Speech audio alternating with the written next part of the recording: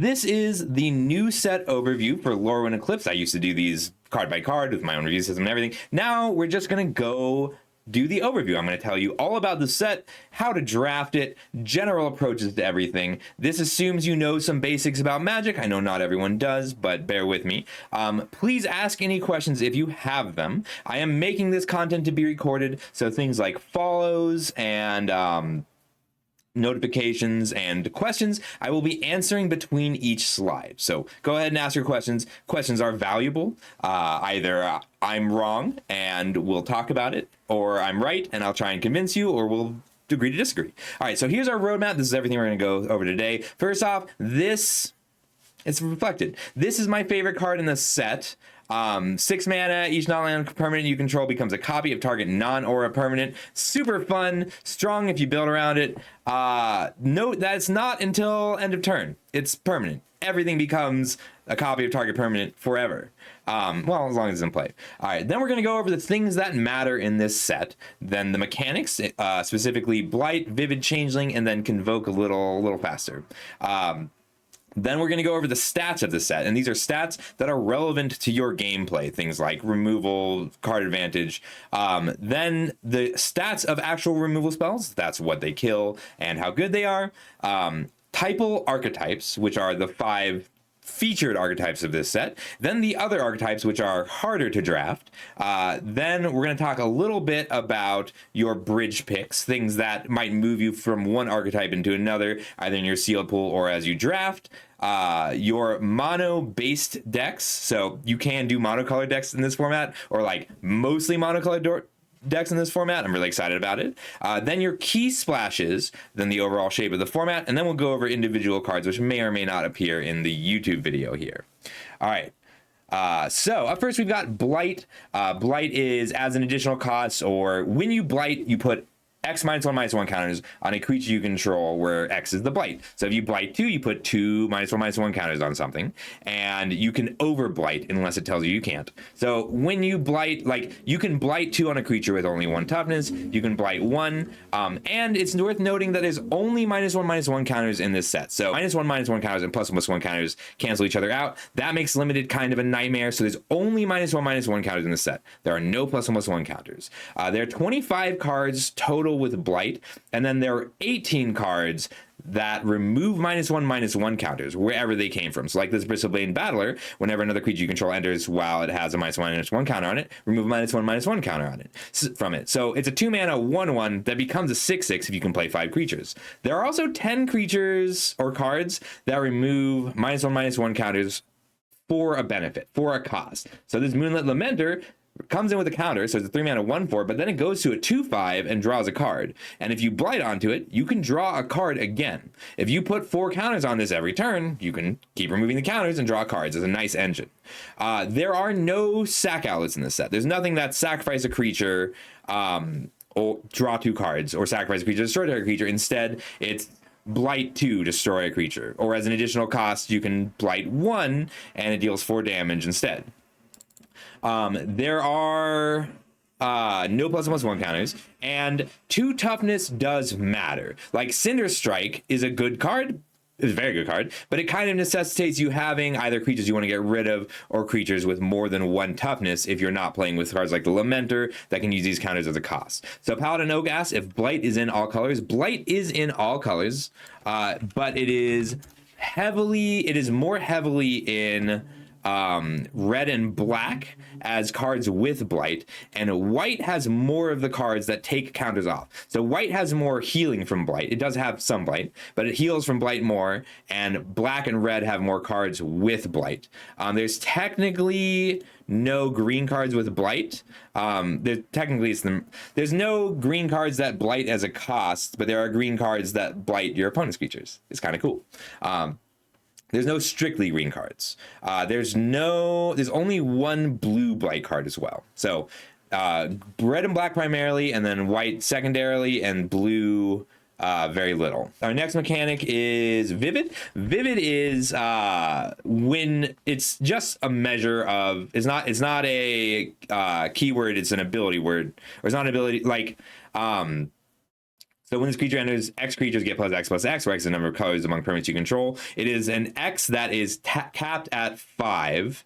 There are only 14 cards with Vivid, spread across all the colors. It is also on Elementals. There are 14 total cards with Vivid. There are also 19 creatures that are hybrid guild mana creatures. So like this Marrow Sky Swimmer, it looks like a blue-white card, but it's either blue or white. It's blue or white, unless you are counting it for Vivid, in which case it's 2 colors. So like you can have a mono blue deck that has creatures in every color for Vivid.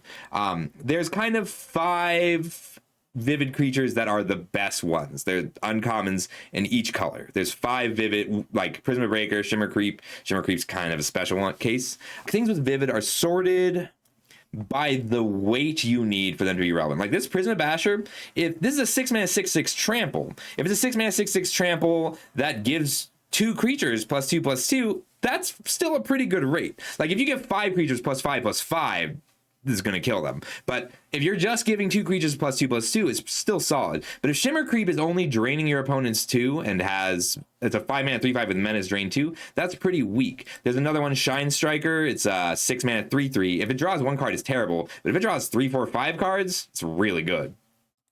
There's also a lot of cards. Well, there's 3 cards that are variable colors. You can control the color. So Wickermaw, actually really good in this set because it filters your mana and surveils, but it also becomes that color. So like you have to do it manually, but on Arena. But if you're paying a red into a Foraging Wickermaw to cast a Prism Basher, now you've got a red permanent. There's also a cantrip artifact at uncommon that comes into play. You draw a card, it comes into play as a color, and a green ramp spell that comes into play and makes something a color. So there's a little extra value in just permanents that have colors and stick around.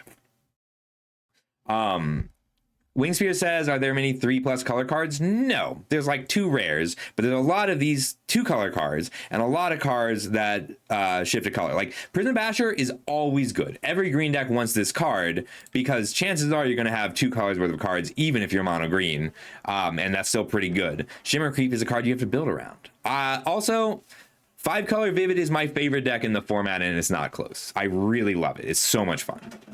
All right. Next, Changeling. This is a returning mechanic. It's very old, and it really ties the set together. So there's 18 cards that have Changeling. Not all of them are creatures. Changeling is just this card is every creature type. That's it. This card is every creature type. So that matters a lot if you have to have a certain number of elves in play. And you can also have like a deck with elves you control get +1/+1, merfolk you can control get +1/+1, and a lot of changelings. It's very fun. The categories of changelings are, this is a good card, period. Changeling Wayfinder, just a good card. Nameless Inversion, notice that this is not a creature, it is an instant, just a good card. These cards are just good, regardless of, like, the changeling is a bonus.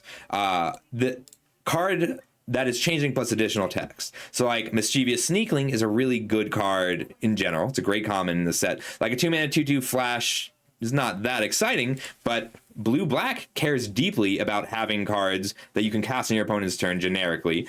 And it also has cards that care about having flash. Like you want to play them on your opponent's turn. So if you care about flash spells, and you find these cards in just blue and in just black, then you want the Sneakling regardless of what else is happening. And then there's just type filler. So you have a few decks where it's like, I need 11 elves. This deck doesn't work if I have fewer than 11 elves. So you'll play some weaker changelings just to fill it out. There's so many typal synergies that are really specific or only on 1 or 2 specific cards that changelings are integral to getting that little bit of extra value out of those cards. And then finally we have Convoke. So there's 16 cards with Convoke. Convoke is just part of the game now. I love it.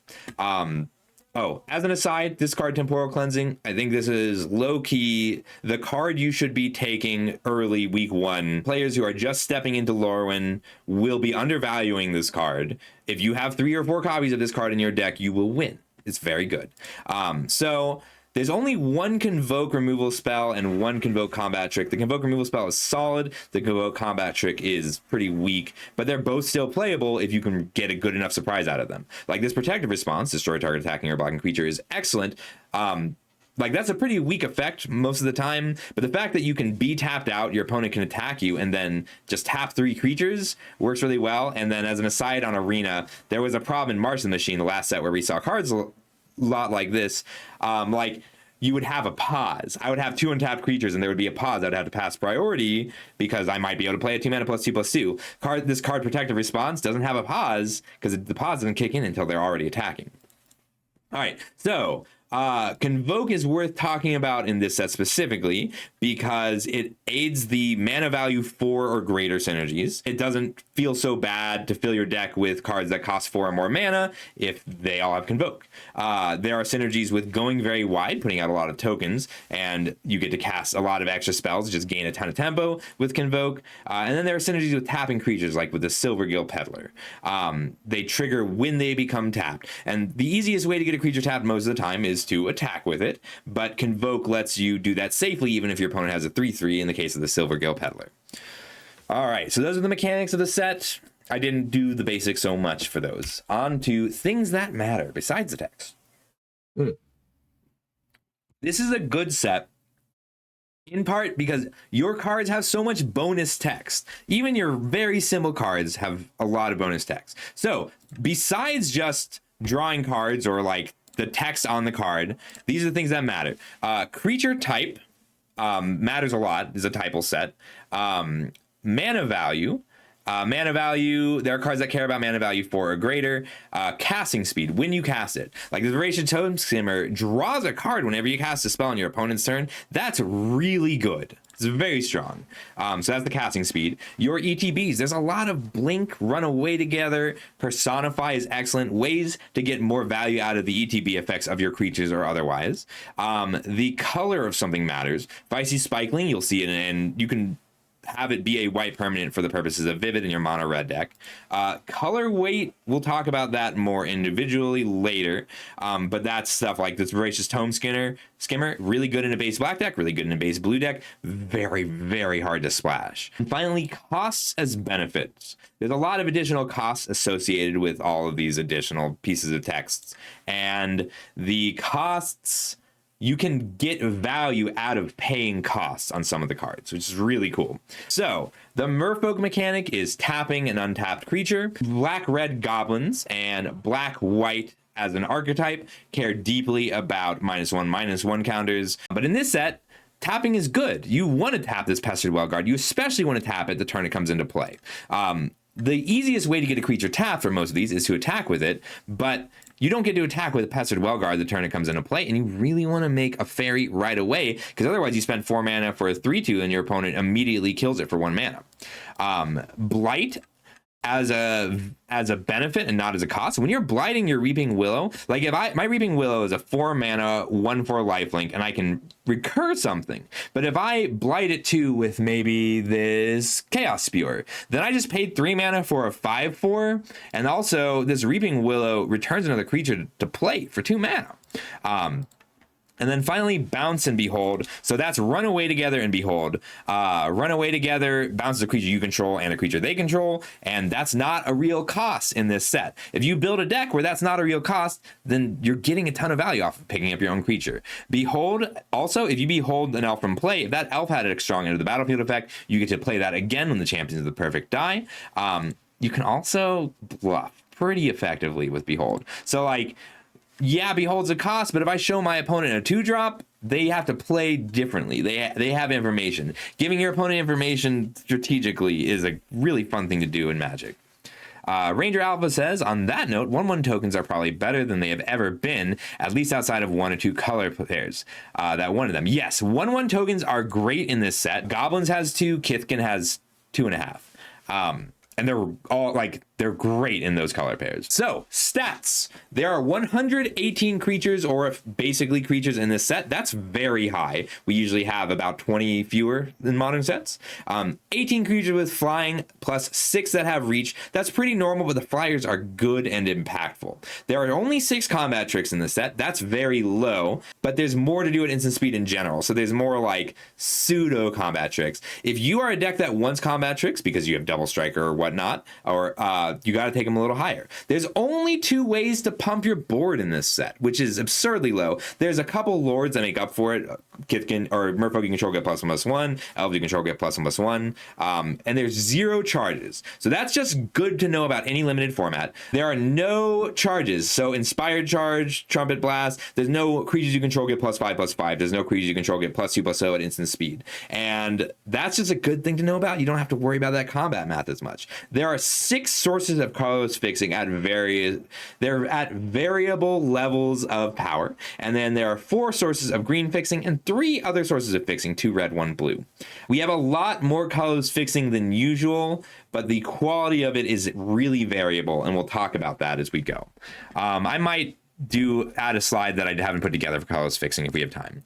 But there are 21 creatures total with 1 toughness. That's not counting the bonus 1/1 tokens. There are 44 creatures with 2 toughness. There are 35 creatures with 3 toughness. There are 32 creatures with 4 toughness. There are 20 creatures with 5 toughness, 8 creatures with 6 toughness, and 6 creatures with 7 toughness, and that is the cap. It caps out at 7 toughness. All the but stats means that of the removal spells, there are 3 removal spells that deal 1 damage. Those kill 13% of the creatures in this set. 5 removal spells that deal 2 damage. That kills 40% of the creatures in the set. 2 removal spells that deal 3 damage. That kills 60% of the creatures in the set. That is way worse than usual. Usually 3 damage will kill closer to 80%.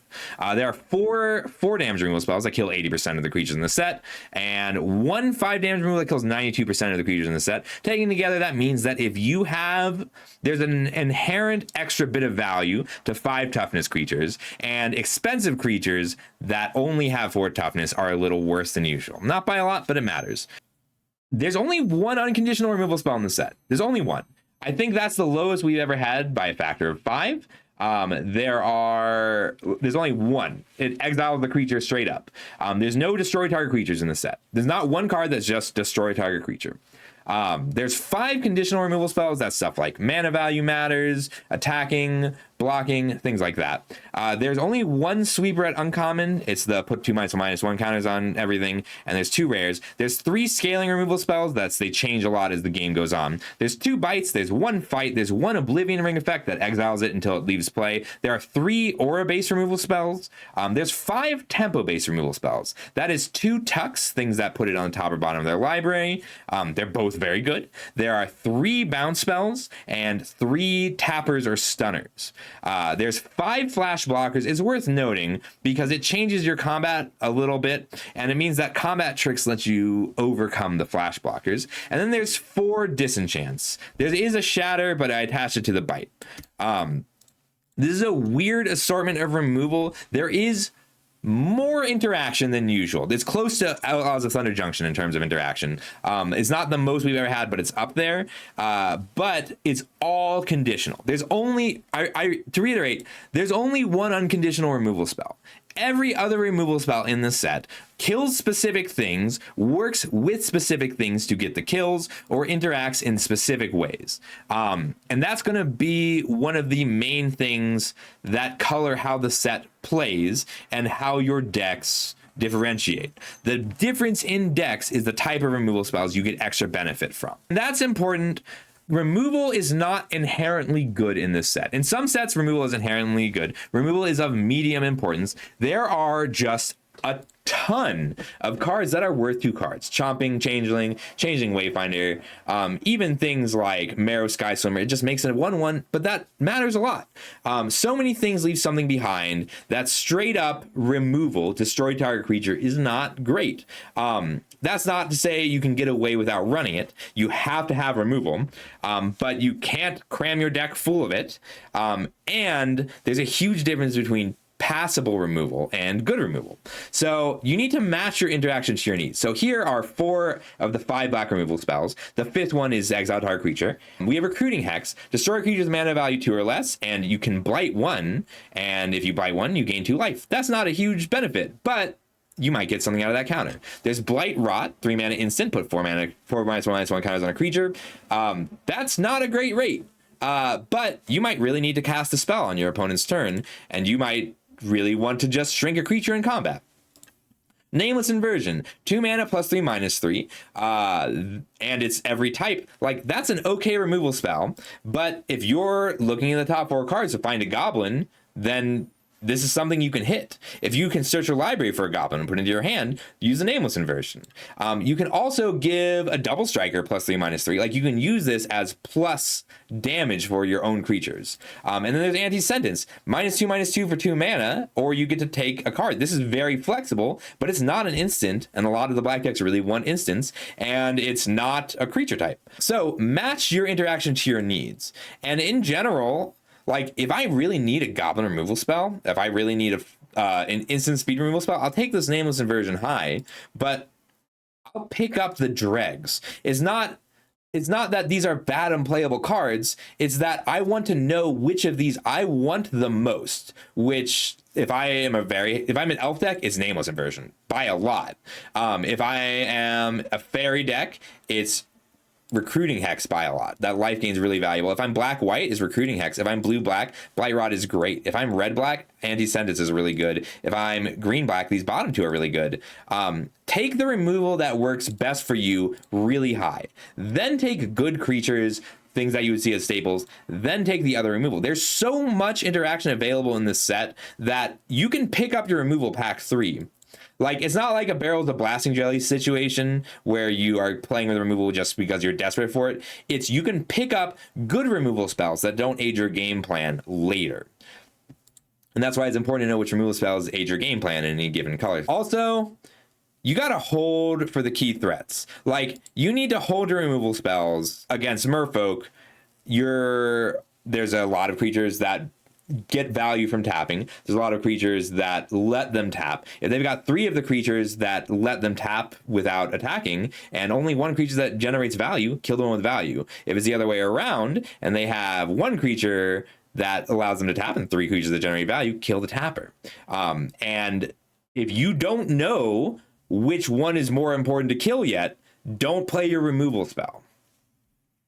Wingspear asks, are there any protection spells? Yes, there are 3 there are 3 protection spells. Blossoming Defense, +2/+2 instant, and Hexproof until end of turn. That one's very good, but green needs that effect the least. So it's a balance. Then there's a 2 mana Aura, +1/+2, and Hexproof until end of turn. That one is it's solid with Blight and great in fairies. And then there's a green enchantment that's pretty weak. It's +2/+0 and indestructible with flash for 3 mana. That one's the weakest just because it costs 3 mana. So on to the archetypes. In the little card that you get at your pre-release that tells you what the archetypes are, there's only 5 archetypes, and they tell you they're tribal, and they're not tribal. That's the trick. Like, the 5 typal archetypes that they tell you are blue-white Merfolk, which is secretly tapping. Super cool. Red-black Goblin Blight is very aggressive. They tell you it's goblins. It's actually Blight. Goblins does have rares that make it a goblin deck. There's blue-red Elementals, but it's like spells and triggers and control, and it's very flexible. We'll spend some time talking about that one. There's green-white Kithkin. Green-white Kithkin is actually more enters the battlefield, go wide. So you want tokens, and you care. They did a great job. Like, the other colors don't necessarily want all these extra tokens because there's no real anthems. There's no creatures you control get +X/+X. But there's a lot of cards like this Thoughtweft Lieutenant. Whenever this creature or another creature Kithkin you control enters, target creature you control gets +1/+1 against trample. Pushes a lot of damage. Very strong in general. And then there's black-green Dead Elves. It's elves in the graveyard. This is the exception. Elves does care about the type elf compared to the others, but a lot more than the others. All right, so we're going to do elves first because I didn't give it a card there. There's 29 total elves in the set. That's the most by a lot. There are 4 rares that care about it, 3 uncommons that care about it, and 1 common that care about type elf. And having a common that cares about it is not something that all of the color pairs have. You really benefit from mill and size. So weirdly, we think of elves as this tiny thing, but elves in this set are the biggest type. Elves in this set are bigger than the giants in this set. So you end up very stompy. Dawnhand Eulogist like, you care about having elves in the graveyard. Lots of cards need to have an elf in the graveyard in order to trigger. So there are a few cards that let you discard elves straight to the graveyard. There are a few elves. There's a 3-mana 4/2 flash elf, which we'll be talking about a lot. Like, that card is kind of weak, but if you just treat it as a removal spell, play it down and block a creature and trade with it, now you have an elf in the graveyard. This Morkan's Loyalist is a 3-mana 3/2. Elves you control get +1/+1. When it dies, pick up an elf. This card is really good. Safe Right Cavalry, really overperformed. 4-mana 4/4s are just really good in this set, but that 5-mana target elf you control gets +2/+2 means it dodges every size-based removal spell. And since the majority of removal spells in this set are size-based, that's a very strong card. Dawnhand Eulogist is solid. It gives a little bit of damage. It has menace, but it mills 3. That mill is really valuable. And then this Midnight Tilling is actually an elf card. The only archetype that actually cares about having a bunch of things in the graveyard, Goblins cares a little bit, but mostly it's elves that cares about having, it benefits from mill and size. So elves are good, and you can make a successful elf deck by just picking up things that have type elf.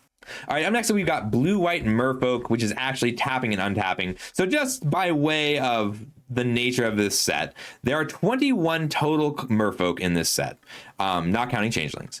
The cards that care about Merfolk by type, there are 2 rare cards that care about Merfolk, 3 uncommons that care about Merfolk, and even then only kind of. So that's 5 cards that care about the type Merfolk. But there are 7 cards that trigger. So there's 5 cards that care about the type Merfolk, and 7 cards that trigger when they become tapped. Nearly all of them are Merfolk. And there's also 9 enablers. There's 9 ways to tap your Merfolk, not counting all the Convoke. I counted the Merfolk with Convoke, or the tapped cards with Convoke, but not all the Convoke cards. Not counting the Convoke, there's 9 ways to trigger these when this creature becomes tapped. Remove -1/-1 counter on it, or make a fairy, or draw a card, discard a card, or surveil. Merfolk are very flexible. Everything Merfolk wants to do starts with having a lot of Merfolk on the board. And then based on which Merfolk you have, you can either flood the board using Convoke, or you can be very controlling, draw cards, generate value. Or you can just take advantage of the fact that your board is filled with Merfolk. There's a lot of like fun decisions to make from the board. Stuff like Wanderbrine Trapper is a really cool decision. Like, you have these situations where I'm tapping my Reedry on your end step to take a counter off, or tapping it during combat. Like, I had a situation yesterday, I think it was LSV was attacking, and it's like, do I tap something pre-combat, or do I block first and then tap so that my Reedry grows as a blocker? This card also is just a really good card on turn 2. Just another way that this set is cool. So this Encumbered Reedry is a 2-mana 5/4 with 3 -1/-1 counter. So it's a 2-mana 2/1, not great. 2-mana 5/4, very good. So if you play this on turn 2 in any archetype, in any white deck, it's going to feel amazing because it attacks as a 3/2, then a 4/3, then a 5/4. But if you play it turn 8 or turn 9, it's going to feel pretty terrible because it doesn't ever actually get to attack unless you're in Merfolk. And then you can play Wanderbrine Trapper and Springleaf Drum and use that to pull the counters off. You also have these little packages. Like, you don't need to be a Merfolk deck to put Wanderbrine Trapper, Springleaf Drum, and Encumbered Reedry into your white deck. You can be a Convoke deck and just use the white aspect of these and not worry so much about Merfolk. You do need Evasion. Like, it is very difficult for Merfolk to actually get big enough, not impossible, but difficult for Merfolk to actually get big enough to attack through your opponent's board. But there's a few unblockable Merfolk, and there's few flying Merfolk. And once you have those, that's how you actually end the game. But your game plan usually involves clogging the board, just because that's where your value comes from. All right, up next, Red-Black Goblins. This is the most aggressive archetype, and as an archetype, this keeps things fair. Like, this keeps people doing relatively fair things because it's that fast. And it's not even fast in the conventional sense. So there's 23 total goblins. There are 2 rares that care about goblins, 2 uncommons that care about goblins, and 1 common that cares about goblins. That's this Boggart Prankster. And I wasn't even really sure if I should count it. So you want to figure out how you're setting up your lethal turn in goblins, because it might mean stacking 3 Boggart Pranksters and attacking with individual goblins one at a time that your opponent doesn't block well, because they're just 1/1 goblins made by like a Sourbred Auntie.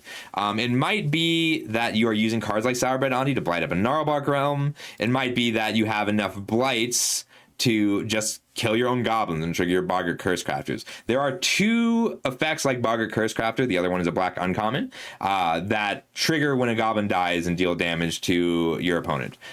But that the other black one, it needs a ton of goblins. The Cursecrafter only needs a few because it's still a 2-mana 2/3 Death Touch. There are 0 sack outlets. There's no way to sacrifice everything, Wingspear. So you need to be blighting if you want to make your goblins die. The power in goblins is all at uncommon. Like Boggart Cursecrafter, Sourbred Auntie, Gnarlbark Elm. These are really good goblin cards. Gnarlbark Elm is just good, and there's a red giant also at common that makes things unable to block. But like Sourbred Auntie is a 4-mana 4/3. If you put 2 counters on Gnarlbark Elm, you also make 2 goblins and kill a creature. It's really cool. You do have to make your extra bodies matter to the game plan. So Boggart Prankster is kind of an unassuming little guy. It's a 2-mana 1/3. If you have 2 or 3 of these, they're not easy to kill. They're terrible defenders, but if you're attacking, if you have 2 copies of this, all your goblins attack is 3/1s, every once in a while, and you grind your opponents down. This is an aggro deck. It's not an aggro deck in the sense that you mindlessly put a creature out and attack. It's an aggro deck because you have to put in the early damage, and then you have extra... in your late game, you're either using an engine to grind things out and force damage through, or you're burning them. And you'll find that if you aren't, you want to be in on the burn plan or in on the engine plan. You want to lean into one or the other because they just don't pair that well. All right, blue-red elementals, ramp, and triggers. I could talk about just this archetype for hours. There's just not that many cards that are universal to every build of this deck, and there's so many builds of this deck. There are 34 total elementals, because elementals are spread across all colors. But when they say blue-red elementals, they're mostly talking about Flamekin, which are blue-red specifically. So there's 23 in blue-red, which is more in line with the others. The pieces aren't as flexible in blue-red elementals. So it's more of a puzzle archetype. It's what am I missing? What do I need to fill out this archetype? Hi, Rebel. Rebel wants attention.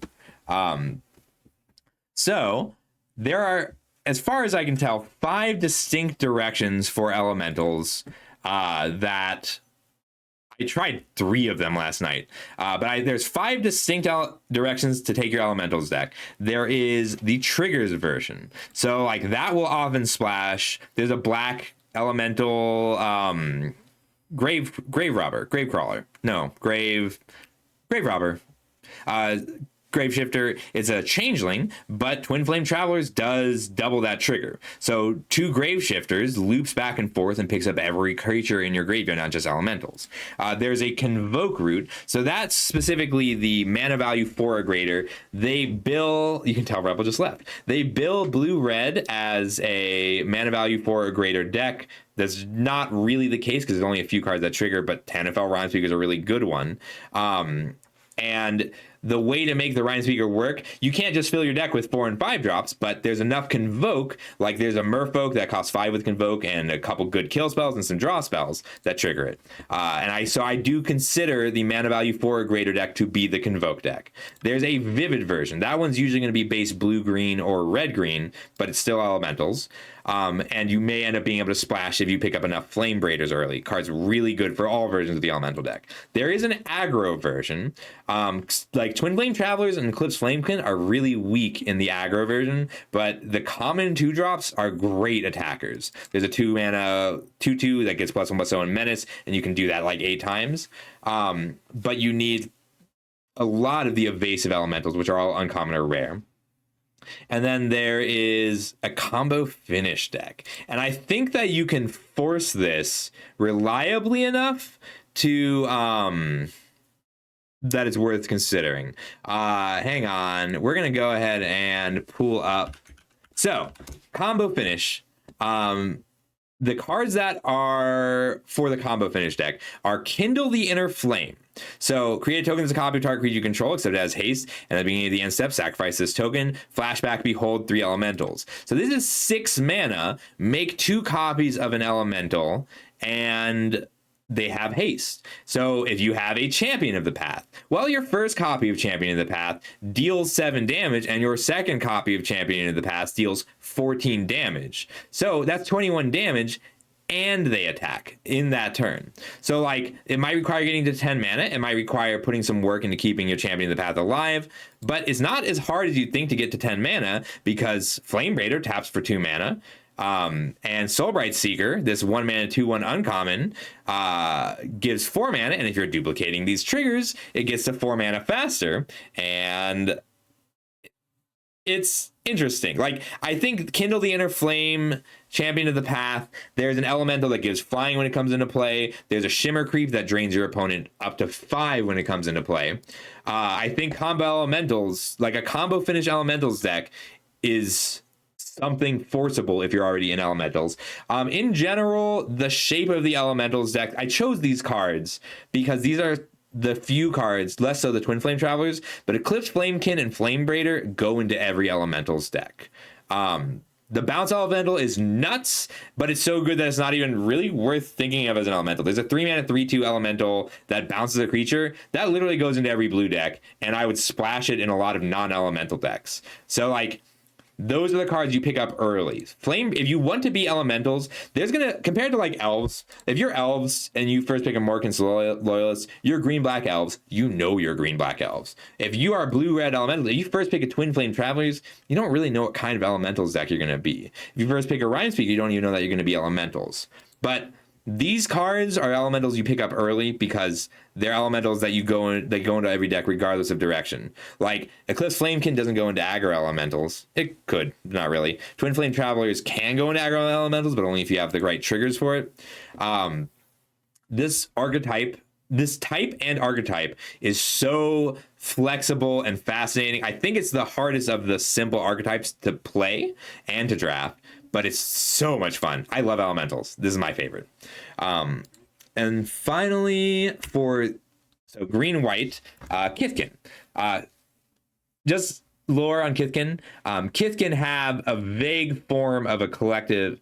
So Kithkin don't have a collective consciousness. They have a collective unconsciousness called thought weft. And what it means is like, if you're feeling inspired and happy, people around you are going to feel inspired and happy. It's kind of empathic. And they can't say, hey, go left or hey, go right, but they can say charge. It's really cool. And so the difference, so when Lorwyn in the original story went to Shadowmoor, so at first this Thought Weft Lieutenant here was all positive vibes. And hey, we're a tight-knit community because, like, I'm not going to let you die. I feel it when you die. And then when it became Shadowmoor, it became paranoia. Like, there's this really cool short story in the Shadowmoor book where they're hunting and they're just out fishing. They're just a fishing party. They're out at a lake. They're fishing. They need the fish. Everyone's going to die if this is an unsuccessful fishing expedition. And a little girl looks in the lake and she thinks she sees something. Like a serpent, like there's a snake, and then the next person's like, there's a serpent in the lake, and the next person's like, there's a serpent in the lake, and the next person's like, we got to get out of here, there's a serpent in the lake. So instead of fishing for the food they need to live, they all just run away. They just take off because this little girl got so scared of a just a random thing. So Wingspear says council seems good, not just in Kith, even if it's not in Kithkin. We'll talk about that. So there's 23 total Kithkin. There are 2 rares, 2 uncommons, and 1 common that cares about Kithkin. You want to figure out how you're setting up your lethal turn and how you're using the bodies, but I want to talk about some of the individual cards. So rather, this Tip and Shieldbearer is the only thing that does this. Creatures you control get +1/+1 until on a turn. There's another Kithkin, 4 mana 3/4 when it comes into play. Creatures you control get +1/+0 until on a turn. But most of the cards that benefit from having a lot of Kithkin in play are like this Thought Weft Lieutenant. Whenever this creature or another Kithkin you control enters, target creature you control gets +1/+1 and gains trample until end of turn. If this only happened when this creature came into play, it would be really good still. But the Kithkin don't really care about type Kithkin that much. They care about numbers. And that's really important because there's a 5-mana merfolk that makes a 1/1 when it comes into play with Convoke. Miss Metal Council. So Wingspear says, isn't this card just good outside of it? A 5-mana 4/3 that draws a card on ETB is not universally good in this set. A 4-mana 4/3 that draws a card on ETB is also not universally good in this set, but is good much more often. The fact is, most of your 5-mana spells are worth 2 cards. Not all of your 4-mana spells are worth 2 cards. That's just how this set is. And a lot of cards, like, I think that this Tree Folk is a good benchmark. Where'd it go? This Moonlit Lamenter. This is a 3-mana 1/4, but it's also a 5-mana 2/5 that draws a card. 4/3 is just an awkward enough stat line in terms of attacking and blocking that I don't want it all the time at 5 mana. I do want it all the time at 4 mana. You'll find that 5 mana is incredibly contested. There's so many good 5-drops in this set everywhere, except elementals where 4 mana is contested. But 4 mana is something you really want to fill out, right? So it's great in Kithkin, and you're not upset if you play it anywhere else. Just the card quality is high enough that, like, we've had sets in the 5 years ago, every set would splash a 5-mana 4/3 draw card. I won't splash it. I will play it in every green deck, but it might get edged out. There might be cards that I want more. A good example is Elves. Elves has very large 5-drops. So I don't want to be playing. Elves has very large 5-drops and a lot of 4-drops that outsize this. So it's kind of a weird one. This Clash and Festival is the most efficient way in the set outside of rare to make a lot of tokens. So it's 3 mana to make 2 tokens and 5 mana to make more tokens, which I had as available as a sink a surprising amount of the time. Green-white Kithkin doesn't need as much card advantage because these 5-mana mana sinks end up mattering so much and being important. Yes, that's a really good point. Wingspirit says you'll probably have changelings in Elves, which does make the council better. There are swaths of commons and uncommons and rares that just get better when your deck has 5 changelings. Changelings overall, I love that mechanic. It's one of my all-time favorite Magic mechanics. I got started playing Magic for real in Onslaught. Onslaught Legions and Scourge was the first typal set. The first set where they put a lot of it was built around being tribal. It's a little like Avatar in terms of your lower cost creatures. Like, you don't have to pick up your 2-drops early. Like, there's a huge delta between the busted 2-drops, like Thoughtwept Lieutenant, and the role player 2-drops, like Timid Shieldbearer. And, like, Timid Shieldbearer is very good in a Kithkin deck, but it does not stack, and it's no Thoughtwept Lieutenant. So you pick up your valuable 2-drops early, your role playing timid 2-drops late. Like the example that my new favorite example is Merchant of Many Hats out of Avatar. Like a lot of decks wanted that card. A lot of decks wanted a copy of that card, and a lot of decks wanted to play that card, but you didn't have room for more than 1 or 2 copies of the Merchant of Many Hats, and it felt so bad if your late game was built around paying 9 mana to pick up 3 Merchant of Many Hats, but it did have a role. Yeah, Kithkin, focus on going wide and convoking, not the type Kithkin. Unless, like, if you pick up 3 Thoughtwept Lieutenants, this Clash and Festival goes up a lot, but you already won the Clash and Festival. So, we covered the 5 supported archetypes, and you might notice that, like, they aren't enemy or allied color pairs. They're the missing shocks from standard right now. So if you look at the back of a Magic card, usually enemy color pairs, like, they'll support allied color pairs like red-black, but not enemy colors pairs like red-white or black-white. However, like blue-black is an unsupported archetype. However, none of these are actually unsupported archetypes. They're just more difficult to play. They're more difficult to find, they're more difficult to play, they're more difficult to draft. And a big part of that is there's no signpost uncommons. So like all of these have a signpost uncommon that tells you what these color pairs want to be doing. And in Magic lately, we've been having 10 signpost uncommons, sometimes 20. But these guild mana cards they're either or. So this Hobble Hurler goes into a red deck or a white deck and is quite strong in both. Glister Band's an exception. That card really only goes into blue-green or maybe mono-green. But yeah, overall, the other 5 archetypes have a tribe attached, and these 5 color pairs do not. They don't have a tribe. There's no typal synergy attached, and they don't have a signpost uncommon. So they're harder to understand, harder to know what to do, and we're going to talk about them all a little bit more. So if you look at... So original Lorwyn had those 5 tribes that we just did. They had goblins, Kithkin, elves, merfolk, and elementals. And the elementals are split into like elemental incarnations like wistfulness or hostility, and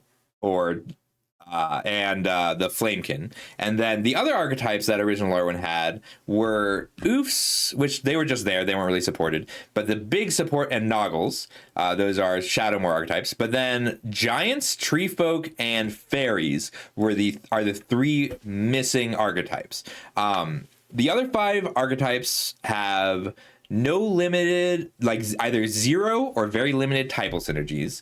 And I think overall this distinction makes a set better than Bloomburrow. Because Bloomburrow, you would be like, if I'm blue-white birds, I can just take all the birds, sure. But if birds gets cut, I'm just fucked.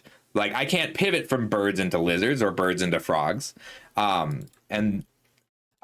just as an aside, because you'll see some of these at rare. So like last night at my first draft in early access, I first picked a rare giant, but there's not really a lot of giant support. So giant has 1 uncommon support. It's really good. It's 5 mana, 2/5 double strike. Other giants have double strike.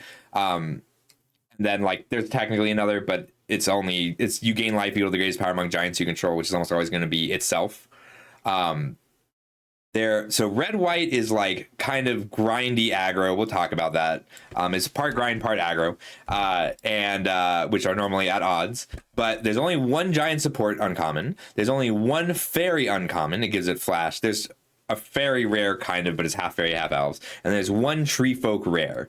Other than that, these types don't matter.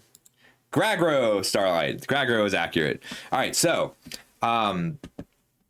Red white is like aggro -1/-1 counters, but it's aggro -1/-1 counters that plays to a goal or an engine. I think Hobble Hurler is a great example of that. Like, you wouldn't normally want a 5-drop in your aggro deck, but Hobble Hurler is like the top end of the red white grind aggro deck, is how you close the game. So you aggro early and then grind it out by growing your creatures when you sink mana into them. Blue green is like 5-color vivid. So it's vivid control or vivid value.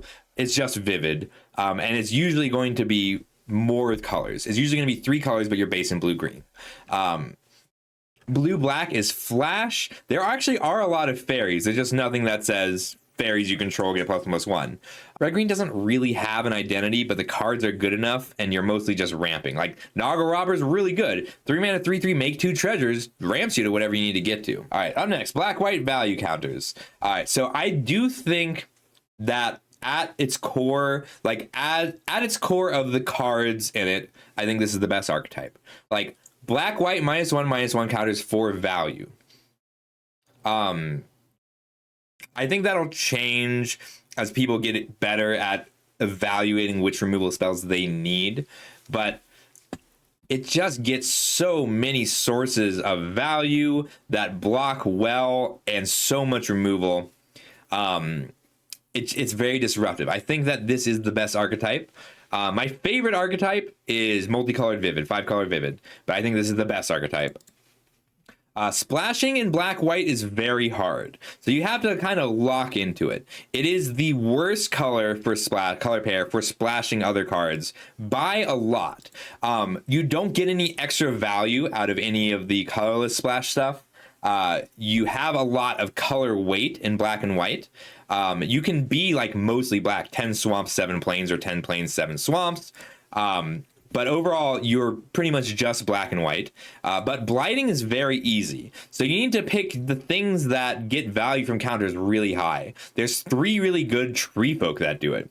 Moonlit Lamenter draws cards. There's a 3-mana 3/4 tree folk that gives creatures -2/2. And then this Reaping Willow is just nuts. So this Reaping Willow is a 4-mana 3/6 lifelink. It's 6 mana, pick up a creature is really good, but a surprising amount of 3-mana creatures also blight the Reaping Willow too. So like there's a black-red hybrid goblin that blights it too, and then also gets picked up by the Reaping Willow. You want to know whether you're base black, base white, or split down the middle. Because if you're split down the middle, you can easily cast the Reaping Willow, but if you're base black, you get to cast Voracious Tome Skimmer and play on your opponent's turn more. And if you're base white, you have access to much more efficient creatures at 2 and 3 mana. Are there any cards that can repeatedly blight? Asks Wingspear. Yes, and we're going to talk about it in just a moment. You want to pick the things. If you're in black-white, your removal just happens. Like, if you're in black-white and you pick every removal spell you see, you'll have to cut 5 or 6 removal spells. There's just so much good removal in black-white. You want to prioritize. So there's a black uncommon that lets you blight 1 of your own creatures to gain 2 life. There's Spiral into Solitude, lets you blight a creature. This card, I do want to point it out, this card is terrible if you can't activate it. Enchantments are a liability in this set. Enchantment removal is really strong and very easy to come by. So like everything but black and red can kill enchantments pretty easily. So Spiral into Solitude is good because you can sacrifice it. Like 4-mana exile a creature, blight one of your creatures 1 is still pretty good, especially when you can spread it out over 2 turns. But like if you the aura based removal, if you're just sitting with it in your play, your opponent is going to run away together, personify, blight their own creature for value, destroy the aura and attack you with it. Every color has good ways to deal with a creature that has Spiral into Solitude on it at common. So if you cannot reliably blight your own creatures, this is bad. And the same goes for but to a lesser extent, the 4-mana O-Ring, 4-mana exile permanent. That card is also substantially weaker than usual because enchantment removal is very good in this set. Yeah, your removal will just happen. Like, pick the removal spells that you want, the value ones like Spiral into Solitude, or the 2-mana blight a creature you control 1 exile target creature. Those you should take high. But if you don't have enough removal going into pack 3 and you are black-white, you need these cards. Moonlit Lamenter, you need these tree folk, these value creatures that can soak up the counters. But once you have them, the removal will happen. So generally, you want to go payoffs first, great removal, blight, bad removal for you. All right, red-white counter aggro. This is one of the best ways to repeatedly blight. There are a few other ways to blight over and over again, but they almost all involve attacking, and I believe they're all at rare. So the things Blighted Blackthorn, very good, but it involves attacking. Champion of the Weird, Dawnhand Dissident, Grub, and are the ways that you can do it in black. And then there's a few ways in red to repeatedly blight. So like, but they're all very aggressive feeling. So Gristle Glutton, Warren Torchmaster, and Stingslinger all blight repeatedly, but it is they're very aggressive. Like these are best in an aggressive deck. The black ones that blight repeatedly are kind of a lot of work. Gutsplitter Gang is a really good one. So yeah, there are a few ways to blight over and over again. This is my favorite, Everstrike's Gift, because you can do it from the graveyard. Also, +1/+0 and flying is very relevant text. So red-white is counter aggro. You want to turn your counters into damage instead of cards. And you're usually going to win in the air. There's a lot of good ways to just like, this creature has flying, blight 2, or this creature grows, blight 1. And it's really cool. Like each turn, you need to figure out how you're spending your mana to set up an attack. Like Brambleback Root and Burden Stoneback both enable an attack for 2 mana and growth. And like a 3-mana 2/3 that turns into a 3/4 pretty quick is is strong. I found that this one worked best with a mix of 3-drops. So like you want your efficient 3-drops, and then you want your growing 3-drops. You want your efficient 2-drops and your growing 2-drops. And these cards are just good if you can pull counters off them in general. Your larger creatures, this is actually a huge issue. You have access to very few creatures who are just large. All of your creatures have to grow and get large. And so there's a card called Soul Immolation where you blight your own creature X. X can't be greater than its toughness, and then you deal X damage to your opponent's creatures. And I was struggling to get a big enough creature to blight at 3 or 4 to wipe my opponent's board. This is a very cool deck. It is also bad at splashing, although slightly less bad because there's a good combat trick that makes a treasure. All right, and then Blue-Black Flash. This is another very flexible one. So these 2 cards at the top are the most important ones. You can make do. So like there's a 2-mana 2/1 that's, so this one draws a card, this one shrinks a creature. These are strict card advantage. There's also one that surveils 2 whenever you cast a spell on your opponent's turn. I like that one a lot. This is very controlling, and you have access to a ridiculous amount of card advantage. There's so many ways to pool a little extra value of each card, or straight up draw a card every time you cast a spell. And run away together is like so good for card advantage. There's a 3-mana 2/2 flash. There's a Pestermite upgrade. It taps a creature or untaps a creature, and you can like flash it in, draw a card, run away together, draw a card, flash it in, draw a card on your opponent's end step, and also bounce opponent's creature and tap 2 creatures. So like your card advantage is really good. These small spells like bouncing a creature or tapping a creature or killing a small thing add up really fast just because you are able to draw so many cards. This Unexpected Assistance so strong in this deck because I mean it's draws 3, discard 1 is already close on a 5-mana spell, but just being able to convoke it is so valuable. And you will often have extra blue merfolk. There's a blue merfolk that makes a fairy that you want to tap anyway. So you have a lot of card advantages available, and you need to figure out whether you're turning that card advantage into stacking lots of cheap small effects to win in the air, or locking the game down for your late game plays and engines. You're really reliant on your key cards here. So like Voracious Tomeskinner, Nightmare Sower, and all of your key cards are uncommons. There's a good fairy, 5-mana 4/3 hexproof, and it has flash as long as you have a fairy. There's the 2/1 we talked about. You can find instants. Like you can find your Glamour Mites later. You can find Unexpected Assistance a little later. There's so much removal. You obviously prioritize your instant speed removal, but there's a lot of that available, so you have a little more time on that. So if you want to be this deck, you need to take these cards really high and then pick up the commons that support your game plan later. It's going to be a struggle to find enough to do at instant speed on just instants. So pick your flash cards pretty high. There's flash fairies are really good. There's also a 2-mana 2/2 changeling with flash. It's very good. So you can go control or tempo based on the efficiency of your attacking. Up next, blue-green vivid value combo. So I don't know how to classify this one. It's really good. It is a combo deck. But it's a combo deck that can get you value instead of trying to kill them. So like you have these games where you have Foraging Wickermaw into Squawk Roaster into Glisterbairn. That's blue, green, red, and then green or white. So you're giving this is now an 8-power double striker. Or if you have one more color, it's a 10-power double striker, which is 20 damage. I had a game last night where I was just flooding so bad.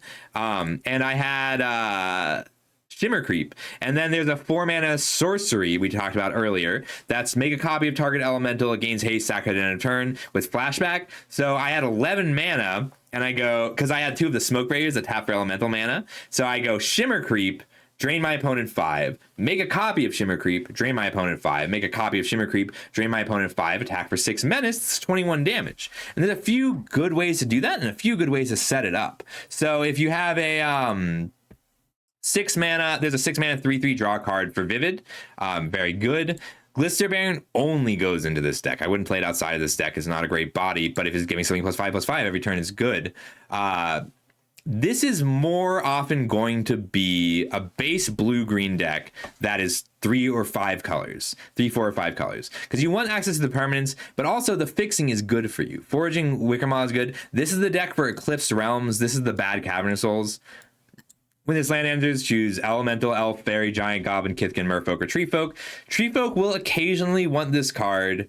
Fairies, Giants, Goblins, and Kithkin and Merfolk will never want this card. Elementals, 5-color Elementals wants this a lot. You really want to be splashing your Shimmer Creeps and your Squawk Roasters, even though this is a blue-green deck, using cards like the Wickermaw and we'll talk about fixing in general. Something like there's a lot of fixing like Springleaf Drum or the 3-mana go get a land, and then if you have 7 total lands or Treefolk, you make a 3/4, which is like contextual. But this deck wants it all.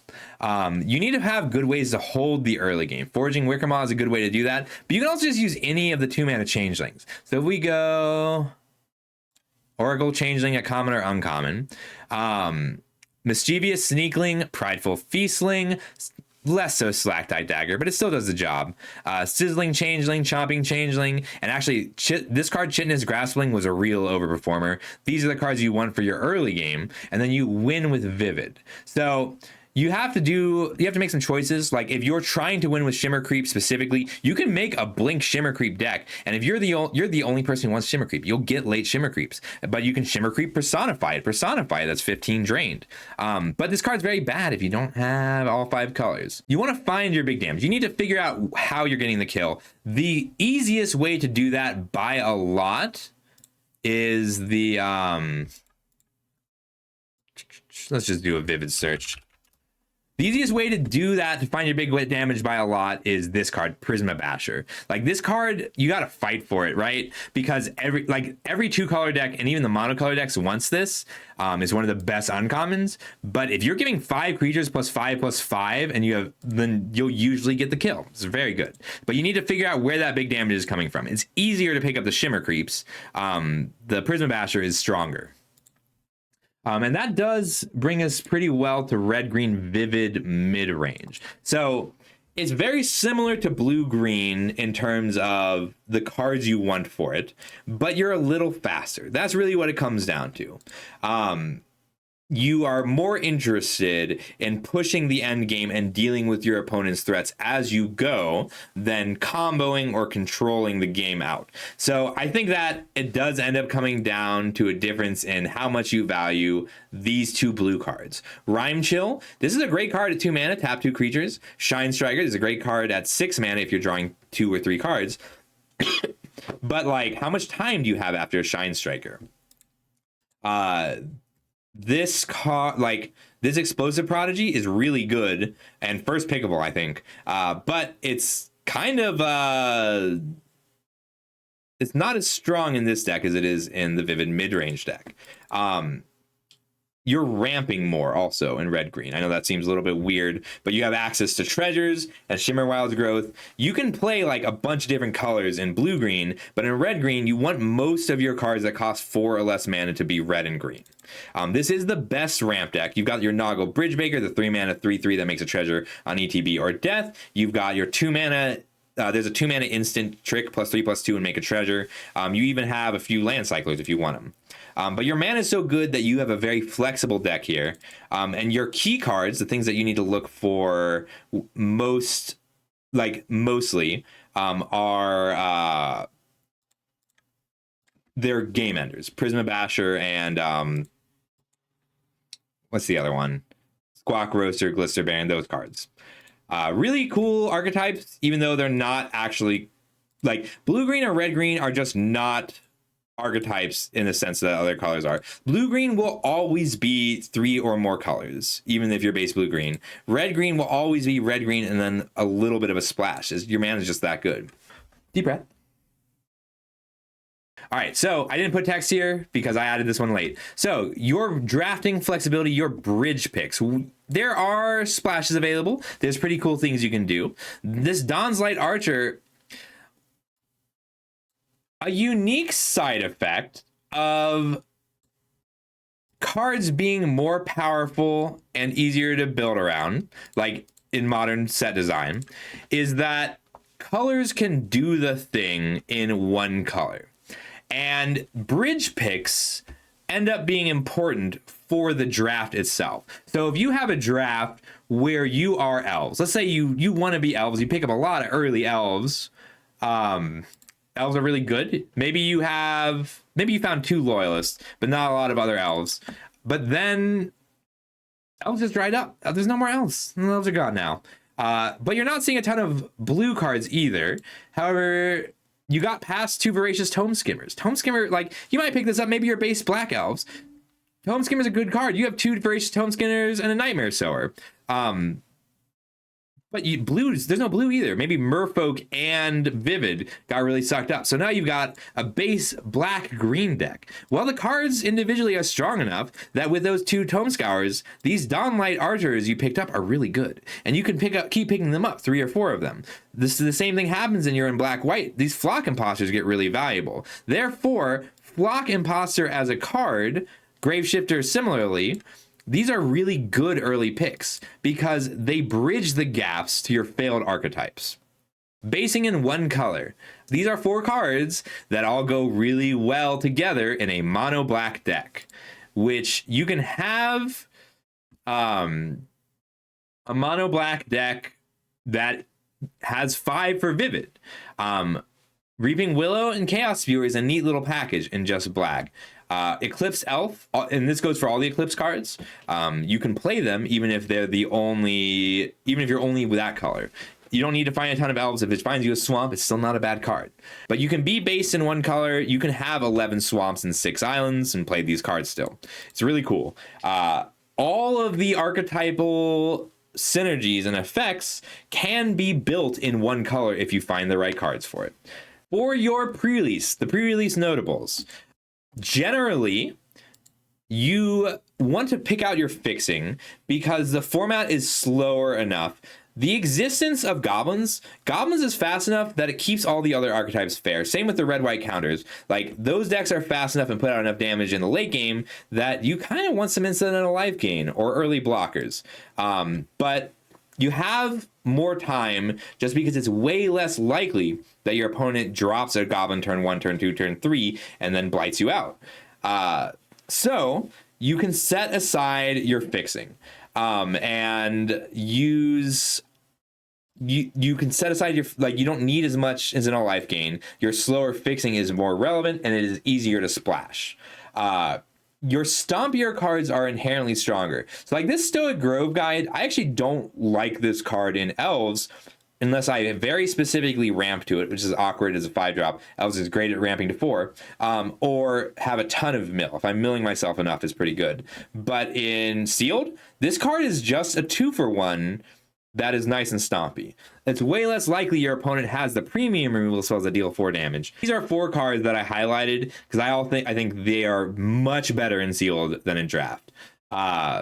You're more likely to be running more changelings, especially your weaker changelings. So Boulder Aggressor is a little bit stronger. You need more card advantage and you have a little more time to get it. So the strict card advantage is a little better. Unexpected Assistance is already good, but it's a lot better in Sealed.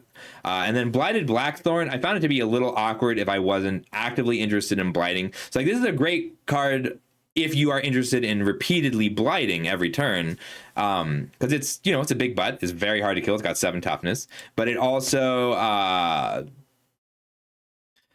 it's better even in Sealed because the body size is more relevant in Sealed. So you want to be stompier in general. And the last thing is when you're building your pre-release deck, put your cards into little packages, maybe even independently of colors. If you've got enough fixing, you can do that independently of colors. But like the easy packages are like, let's put all our goblins together, let's put our elves together. But you might want to put all of your tap beneficiaries and convoke spells together. If you put all your convoke spells together, you know exactly how good all your token generators are. If you put all of your blight payoffs together, you know exactly how good all of your blight cards are.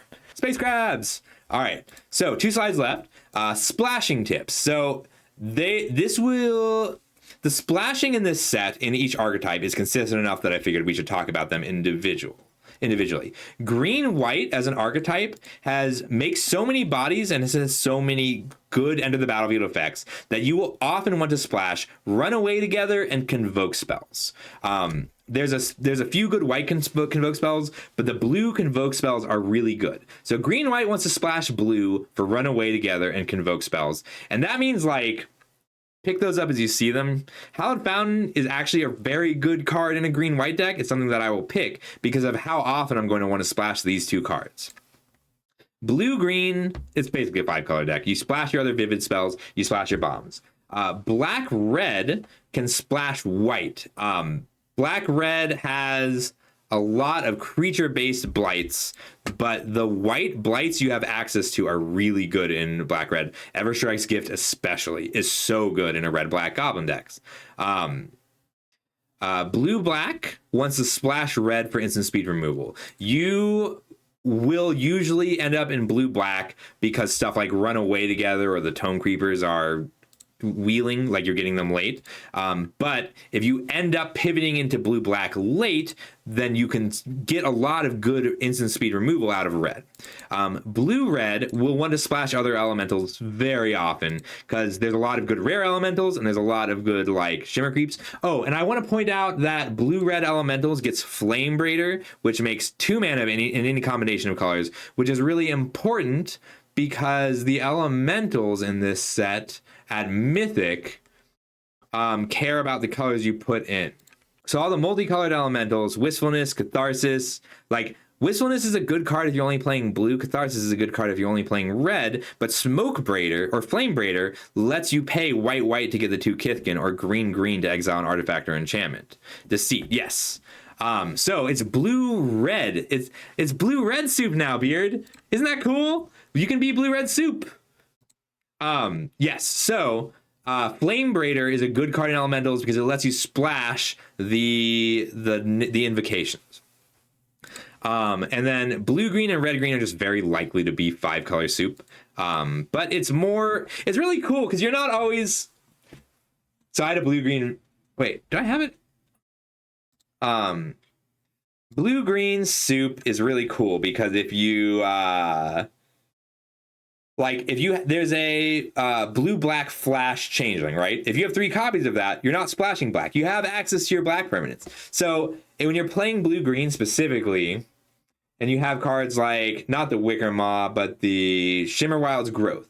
So when you're playing blue green, if you have 3 Shimmer Wilds Growths, figure out what color you need to name early. Figure out what color you need to name before you play. Because like, if I'm trying to get to 5 vivid and I am blue-green with a red splash, if red is my splash, I can play red permanents. And if I have 4 copies of the blue-green changeling or blue-black changeling with flash, then I can, even though I don't have any black sources, my black permanents are covered, which means I know I'm going to be naming white with Shimmer Wilds Growth, which also means I can have white instants and sorceries, even if I can't have white creatures, because the Elementals deck can take Eclipsed Realms. Like, they can play 3 copies of Eclipsed Realms and play 5 colors worth of Elementals. It's really cool design. All right, so finally, that brings us to the overall shape of the format. So this is a synergy set. And by that, I mean, it's not a puzzle set. A puzzle set is something where like you're missing specific pieces and you need to find those pieces to finish your puzzle.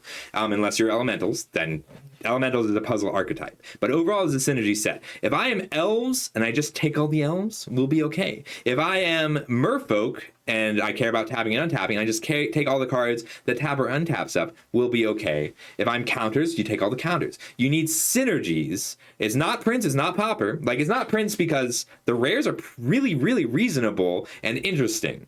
It's not just grindy or engines. It's a pure, interesting, fairly difficult to play synergy set. But the cool thing about synergy sets overall is like synergy sets are, the gameplay is difficult and the deck building can be difficult, but the actual draft portion is not going to be terribly hard compared to like Avatar. Draft was difficult. Your bombs are much less important than your synergy.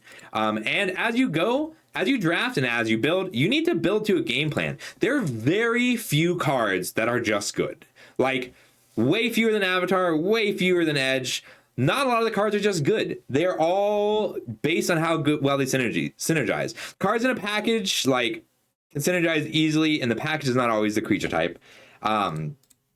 and like everything is contextual. There are so few cards that are generally bad or generally good. It's all based on context. Even the removal, like the removal is contextual too. It's very cool. You got to kill some stuff, but if you try to kill all the stuff, you'll lose. A lot of the cards in this set are just worth 2 cards. Or they do a very scary thing when they come into play. Like kill a creature. So you need removal because you have to break up your opponent's synergies. But you can't kill it all. You can't kill everything. So removal is of medium importance. Find the removal that matches what you want to do. There's no context for your removal spells. There's one context for your removal spell, but all the removal spells will match either being aggressive, blighting, having something in play, and having an additional cost. And you want to make sure you're getting something out of the additional cost. You really want to value flexibility in your early picks. That's why there's a 3-mana 1/2 changeling that searches up a land. That's one of the best cards in the set because it goes into every deck. And then you want to keep track of which cards are worth forcing a deck around. There's not many. Like there's just not. All right. Overall, this is very complex and a really interesting set. I'm so excited to play it. I hope everyone else enjoys themselves too. And like, I was not disappointed last night at early access. Like oh my God. So Dragons of Dark here. All right, let me stop the recording.